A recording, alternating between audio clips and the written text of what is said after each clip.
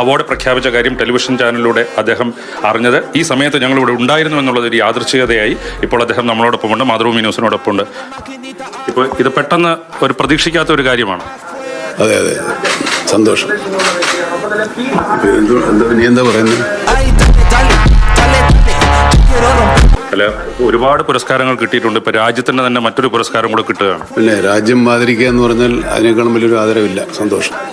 ഇന്ന് സംസ്ഥാന ചലച്ചിത്ര അവാർഡ് വാങ്ങാൻ വേണ്ടി തിരുവനന്തപുരത്ത് വന്നപ്പോഴാണ് ഈ ഒരു അവാർഡ് കൂടി, രാജ്യത്തിന്റെ ഒരു അംഗീകാരം കൂടി കിട്ടുന്നത്. സന്തോഷം, അതിസന്തോഷം. മലയാളികളോട് മൊത്തത്തിൽ പറയാനുള്ളത്? എനിക്ക് സന്തോഷമാണ്, നിങ്ങൾക്കും സന്തോഷമായില്ലേ? ഉണ്ടായിരുന്നു. അതിനുശേഷം കിട്ടുന്ന പുരസ്കാരം എന്നുള്ള രീതിയിൽ ഒരു ഇരട്ടി സന്തോഷം തോന്നുന്നുണ്ട്. നിങ്ങൾ സന്തോഷം കൂട്ടിക്കണ്ട.